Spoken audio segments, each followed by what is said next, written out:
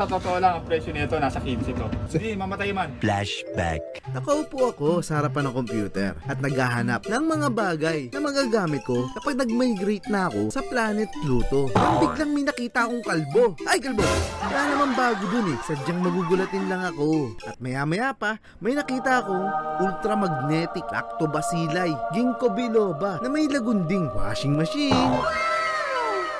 Kakaibang naramdaman ko dito eh. Para bang sa picture pa lang may nakita na akong may taglay na nin ang washing na ito. Agad ako nagpadala ng mensahe sa taong nag-post. Tinignan ko yung picture niya. Kamukha niya yung flip-top artist na si Delo. Kimpi din eh. Tinanong ko kagad yung presyo. Sumagot naman siya ng 6K. Nani? 6K? Sobrang mura no? Kaduda-duda. Para sa isang automatic na washing machine. Kaya tinanong ko kung may tissue. Sumagot siya, wala. Good air condition to. Sabi niyang ganun. Kaya tinanong ko ilang kilo ang kaya niyan. Sumagot siya, 12 kilos. Mukhang ayos ah. Kaya baka maunahan pa ako ng iba. Agad ko nang tinanong kung saan ang location. At sumagot siya. Siyempre wala nang iba. Sa biggest shopping capital of Manila, ang paborito kong lugar, sa Tondo. Kaya di na ako nag-aksaya ng oras. Inayos ko lang konti yung bangs ko at sinama ko na yung tropa. Sunod ko na yung salamin ko at lumakad na kami. Mukha lang ako mataba sa camera ha. Sira kasi yung cellphone na to eh. But life still goes. Maya-maya pa ay nakarating na kami sa Tondo. Maayos naman yung lugar at mukhang masasaya ang mga tao. Pumasok pa kami sa bandang dulo at bumungad ang isang bagay na naka-body bag. Sa unang tingin pa lang, ang laki-laki niya. Mukha pang malinis. May konti lamang dumi dahil naka-standby siya sa isang open area. Pero walang problema. Sinubukan nga namin testingin, no? Mukhang okay yung motor. Walang ingay. Mukhang ayos ang pagpunta ko ngayon, ah. Mukhang nakachamba talaga ako sa isang to, ah. Inalok niya pa ako ng isang heater. Dagdagan ko lang daw to ng 1.5, eh. Mapapapa sa akin na yan. Panasonic ang brand at mamahalin daw to. 15,000 daw to, ah. Sa totoo lang, ang presyo nito nasa 15 to. Huh? Hindi naman sa... Hindi, mamatay man. Huh? Yung maliit nito, 9 hanggang 10. Yung maliit. Kaya pinag-isipan ko, kahit wala naman ako nun. Kaya tinawaran ko lang sobrang konti. Sobrang konti lang, slight. Bali kasama to sir, 6'5". Hoy! Bigyan mo ng tawad sa akin. Sige, 6'7". 6'7", muntik siyang atakihin. Pero nagkasundo kami sa 6'7". Hindi na masama. 15K daw yung heater eh. Kung mabait si sir at mapagkakatiwalaan. Gawad daw yung kapatid niya at running for president dito sa Manila. Chairman pala. Marami pa daw siyang binibentang murang gamit. Nakita ko nga sa profile niya. Maraming aircon, rep at iba pa. Kaya nagtanong ako, sir, saan ba galing ang mga yan? At mura lang binibenta. Galing yan sa pinagtitrabuhang kondo. Kapag nagpapalit yung mga may-ari ng bagong appliances, kami yung nagbubuhat at tinutulungan namin sila. Bilang kabayaran, bibigay sa amin yung luma. Natulala ako at nagtanong, kuya ba't nagbago yung boses mo sa voice over? Ganun talaga. Minsan nga nag-Scooby-Doo ako eh. Wow! At bago ako maiyak sa kwento niya, na parang pang maalaala, ay binayaran ko na. Walang masama sa pagbili ng second hand lalo na sa kagaya kong sapat lang ang budget. Basta ang mahalaga, dapat yung branded at wag bibili sa mga taong wanted. 346 minutes later. Matapos sa 2 araw, napagsakay sa kariton, may sakay din namin siya sa sasakyan. Pauwi na ng Marikina. At ito nga siya bagay na bagay. Dito sa bahay namin. Mahal kasi magpa-laundry, 200. Masyadong masakit sa bulsa. Mas mahal pa nga pag may kumot at kurtina. Kaya tara testingin na natin. Ang daming pindutan.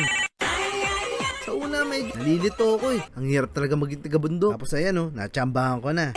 May nag-hello. Familiar yung tunog niya eh. Kinakabahan ako sa mga ganyan pero baka normal lang naman sa kanya. Kaya pinangalanan ko siyang Okirampa. Nani? Naaayon sa paborito kong superhero, ng 90s. Maganda at malinis pa yung loob ni Okirampa Tignan nyo malinis na malinis yung stainless. Maganda yung ikot niya. Simulan na natin lagyan ng mga labahin at magamit na si Okirampa. Inuna ko itong mga short at yung short na may teddy bear walang masama dyan, cute yan. Isama na natin yung mga brief ko. Na natin banlawan, yun din yun. Sanderford yan sikat yan. Brief na mga pogi. At ito, mas sikat to, yung anak ni Willie, si Merrell. Puro branded tong mga brief ko. Hindi ako nagsusot ng mga kachipan. Ito nga, bench oh. Mahal ang bili ko dyan. Abercrombie and Snitch oh. At maraming pang iba. Pero ang pinaka-paborito ko, yung pinangalan sa akin. Si paring Wild X. Matindi to. Ito ang ginagamit ko pag nagdadive ako sa Pacific Ocean eh. Ang lalim nun ha. Saka ang dami shark. Dami shark. Tapos pinuno ko na yung washing. 12 kilos yun ha. 12 kilos yan. Niligyan ko na ng sabon. Yung pang social na sabon, yung Pride. Tandaan nyo yung Pride ha, parang panty yan. Walang mangyayari kung di mo ibababa. Kaya baba na natin to, binuhos ko na dyan. Tapos sinamahan ko pa ng sabon. Yung sabon na hindi natatalo syempre. Ba't kang papatalo? Champion yan eh. Champion. Kunti lang, parang betchin. Syempre papabango, para di ka lagi amoy mandirigma. Di ka magkaka-chicks pag ganun eh. Dahil ready na ang lahat, set na natin. Damihan natin ng tubig para masaya. Si Okay Rampa, bago pala siya maglaba, nagde-demand pa siya ng 2 tasa ng kape oh. Walang problema, may mga bagay na demanding. Kasi may branding eh. Branding yan. Kaya kung may kilala ka na demanding, pero yung mukha mukhang undin, huwag mong bigyan ng pera. Ang ibigay mo, warning. Sinimulan na ni Okay Rampa ang paglalaba. At para pulido ang trabaho, bigyan natin siya ng regalo. Isang stick oh. At dahil sa masarap na stick oh, binilisan niya pa ang trabaho. Few moments later. Tapos na kagad siya oh. Tara, check natin. Yung mo 360 degree yan oh. Astig oh. Mukhang maayos naman yung laban niya oh. Tuyong-tuyo, parang desyerto oh. Isasampay mo na lang to eh. Automatic kasi yan. Kahanga-hanga pagdalaban ni Okay Rampa oh. Ano natin oh. Oy! Oy! Ba? Kailangan yan. Bira sa kurampa oh. Parang inasinta ng bazooka to ah. Parang inasasinit ni sniper eh. Klingkat oh. Bilog na bilog yan eh. Kaya pala may logo na 360. Ano nangyari? Pa natin yung iba. Ito yung Adidas. Oh yan ba yan? Wasak ang tumbong ah. Butas oh. Pag sinuot ko to oh, yung short ko na lang ibababa eh. Tapos iiri na lang ako eh. Minarap mo na ako eh. Tinira mo yung dangal ko, Kirampa. Bakit naman ganun? Ano kasalanan ko sa'yo? Huwag mo sabihin, pati yung paborito ko si Wild X. Mukha naman ligtas si Wild X eh. Yung malinis naman, walang tama. Walang kalmot-kalmot. Ano ba naman yan? Pambira ka, Kirampa. Parang matindi yung galit mo sa akin. Hindi mo pinatawad pati si Wild X eh. Paano pa kaya yung iba ko rin nilaban? Iisip ko yung heater kong binili, baka bumuga ng apoy yun ah. Gaya ang iyong buhay, may tuturo akong games na siguradong malilibang ka na at kikita ka pa. Download mo lang yung link na niligay ko sa description at comment section. Tapos mag-register ka na gamit ang cellphone number mo. Gumawa ka ng password, halimbawa ma-answerin yun ng jowa mo. Confirm kasama ng referral ID at syempre yung OTP. Sa pag-register pa lang ha, meron ka na kagad free 5 coins. Automatic yan. Galing, di ba?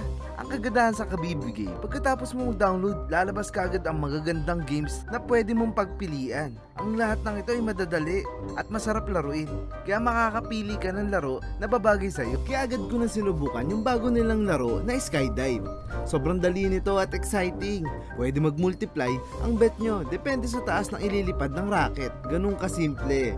At pag feeling mo, malapit na sumabog yung racket, pwede mo na i-cash out ang pera mo para naman sa next round. Lakasan lang ng loob to at kutob para mas malaki ang kitain mo. Gaya na ibang player na ito. Umaabot ng times 7, times 8, times 9, times 10. Ang laki ng kinita nila. Pwede mo rin i-adjust yung amount ng bet mo. Click mo lang yung plus at minus sign. Depende sa gusto mo. Ay, napalago ko na agad yung pera ko. O, diba? Ayos. Kaya ano pang hinihintay mo? Ayayin mo ng buong tropa at buong pamilya. Mag-download ng Kabibi Game. Sa mga gusto nga pala mag-cash in, i-click mo lang yung button na nasa taas. At lalabas na yung mga amount na pwede mong pagpilian. Napakadali lang gamit ang GCash. Click mo lang yung amount na napili mo, tapos i-bind yung GCash number mo at yung OTP. At sa mga nanalo na at gusto mag-withdraw, i-click mo lang yung withdraw button, ilagay mo na yung GCash number mo, at syempre yung napili mong amount. Ganun lang kasimple. Kaya napakasaya dito sa Kabibi Games. Kaya mag-download ka na.